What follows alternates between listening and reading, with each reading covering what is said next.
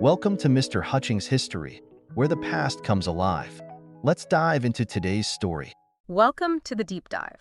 Ready for a wild one? Always. Today we're going deep, really deep, into the world of the Weathermen. The Weathermen. A group that's way more complicated than your typical 60s radicals. Yeah, you could say that again. We've got a whole stack of articles and research piled up here, and I gotta say, this deep dive is gonna make you think. It really is a fascinating case study. So how did a group that, started out with peace and justice as their goals, how did they end up going the route of violence? Yeah, that's the real puzzle here. All right, so picture this. America in the late 1960s. Okay. The Vietnam War is just raging on, protests are everywhere, and right smack in the middle of all this chaos, you've got this group of young activists, the Weathermen. And they came out of the Students for a Democratic Society, the SDS, which was like a major player in that whole New Left movement. Right. But how did these students, who were, obviously disillusioned with the system, how did they come to believe that violence was the answer? Well, you really have to try to understand the context, Imagine being a young person back then. You're seeing the horrors of war. You're surrounded by inequality. Yeah, I can see that. The Weathermen, even in their early days, they felt this intense sense of urgency. Really? Oh, yeah. There's this historian, Maurice Isserman, and he describes their ideology as this, potent mix of revolutionary zeal and deep disillusionment with traditional activism. So they felt like the traditional ways weren't working. Exactly. They looked at the civil rights movement, the anti-war protests, Yeah. and they just saw limited progress. Peaceful demonstrations, not enough. They saw the system as inherently violent, built on oppression. So in their minds, the system was already violent. Right. So they felt like they had to fight fire with fire. In a way, yeah.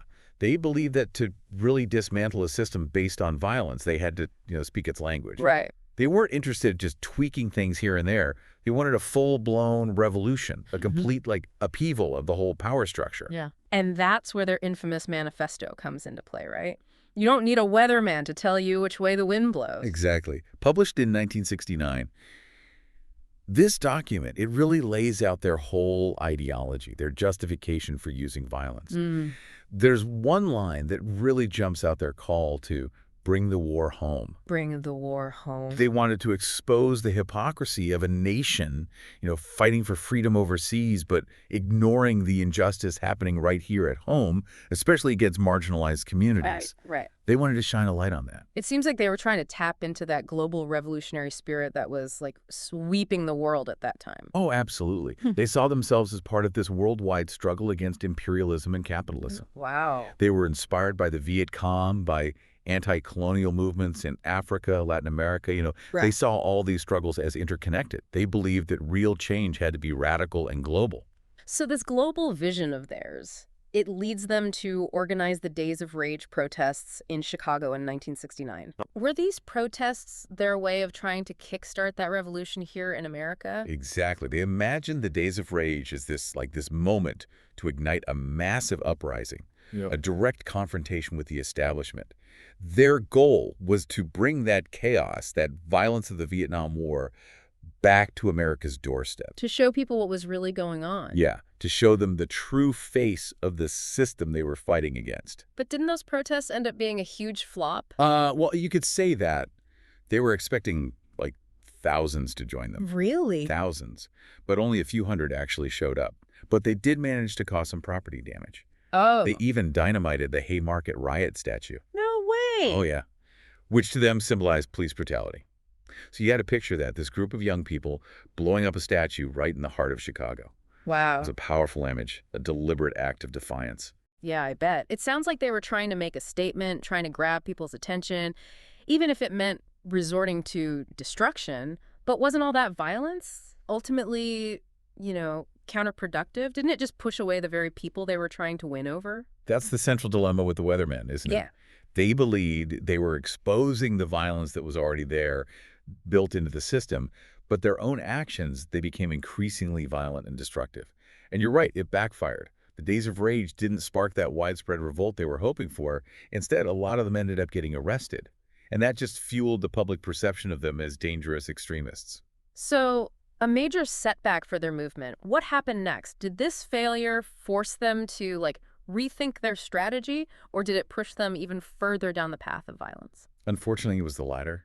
Disillusioned and facing more and more pressure from law enforcement, the Weathermen made a fateful decision. They decided to go underground. Going underground, I mean, that meant like a total shift in their tactics. Oh, yeah. Yeah.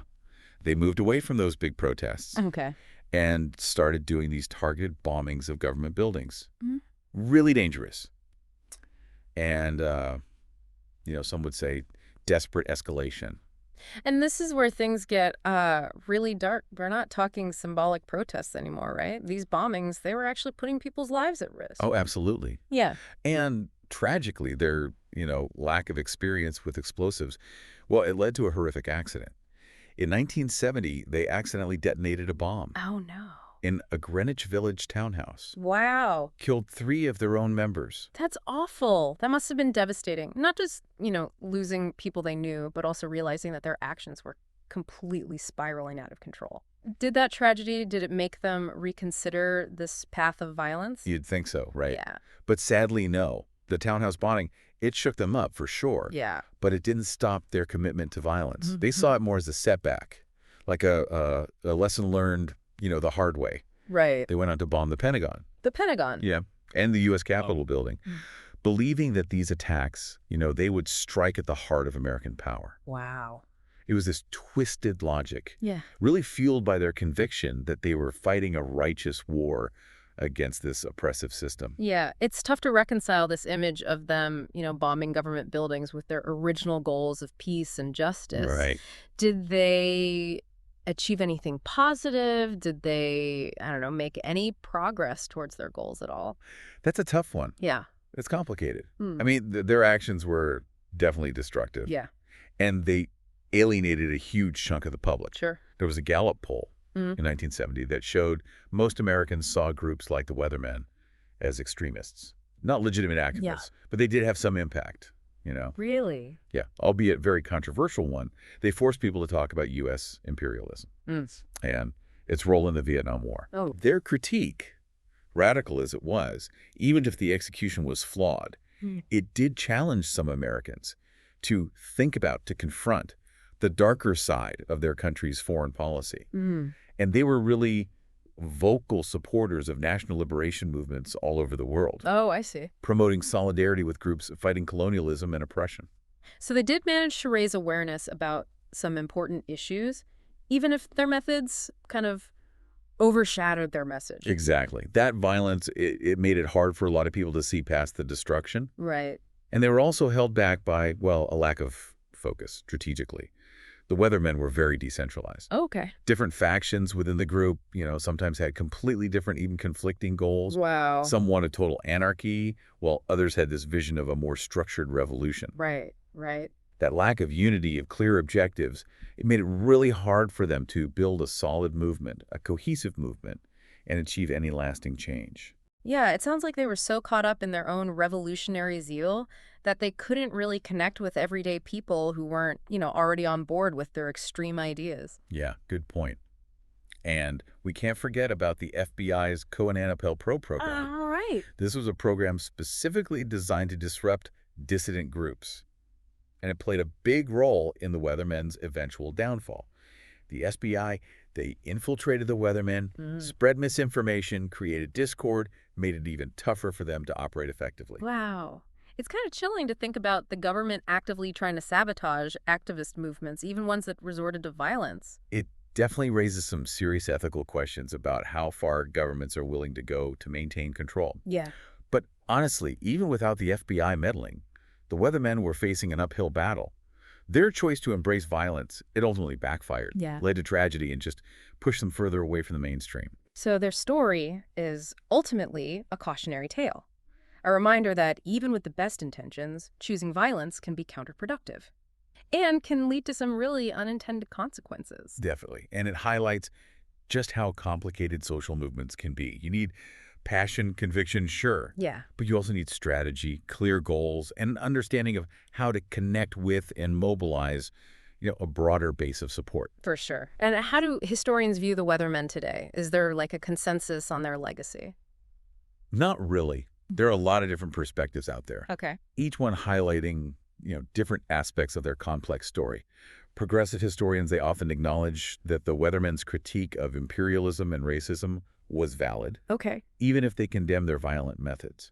Historians like Howard Zinn, for example, argue that their concerns about systemic inequality, Right. those are still relevant today, even if their approach was, deeply flawed. So they raised important questions. They just went about it the wrong way.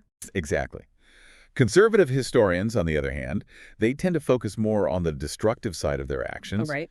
They paint them as a cautionary tale about, the dangers of unchecked radicalism. They argue that the violence actually undermined legitimate activism and pushed away potential allies.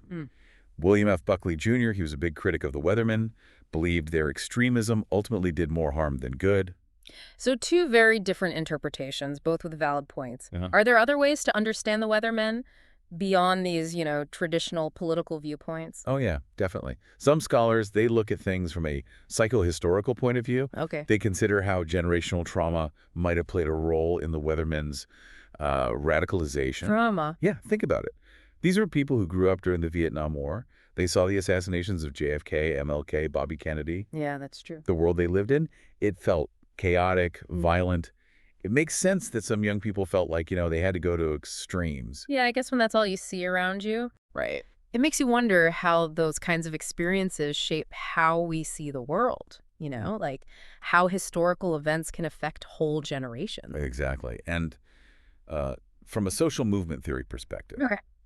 the Weathermen are a case study in how a movement can completely lose touch with its base and fail to build those coalitions with larger groups. Right. Their focus on violence, all that revolutionary talk. Yeah. Well, it alienated potential allies in the labor movement, Oh, I see. in the civil rights movement, and other groups that, might have shared some of their goals. So they end up isolating themselves, Pretty much. kind of preaching to the choir instead of, building a bigger movement for change. Yeah, they created this, echo chamber of their own radical ideas, which in the end really limited their impact.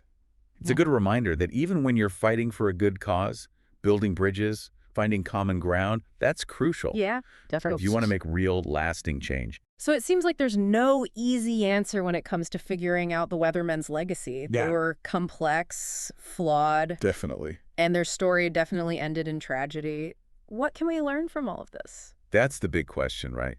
The Weathermen, their story is a stark reminder that violence rarely gets you what you want. It often just backfires. Yeah, Creates more pain and suffering, not less. that's for sure. But their story also shows us that passion and a willingness to challenge the status quo. Yeah. Those are vital if you want social change. Okay. The key is finding that balance, Yeah. between being angry, righteously angry, and taking strategic action, between fighting for what's right and understanding how to really win people over. It's a powerful message, that's for sure, and one that's still relevant today. How can we channel that passion for justice, make it into effective action without resorting to tactics that ultimately hurt the cause? That's the question the Weathermen leave us with, and it's one worth thinking about for anyone who wants to make a real difference in the world. Their story is a warning. But it's also a call to action. It reminds us that the fight for justice never ends. And it needs us to be thoughtful, strategic, and compassionate. Well, there you have it, folks. The Weathermen, a story of passion, idealism, and, sadly, tragedy. Their legacy is complicated and, definitely debated. But their story is a powerful reminder of how complex social movements can be. And it reminds us of the struggle for a more just and fair world. And it leaves us with this. Yeah. How can we, right now, in our time, fight for what we believe in without repeating the mistakes of the past? How can we be effective, make a difference, but still stay true to our values? Those are questions worth asking ourselves, both on a personal level and as a society. That's our deep dive for today. Keep questioning, stay curious, and until next time, keep exploring. Thanks for listening to Mr. Hutchings History. Keep exploring, and we'll see you next time.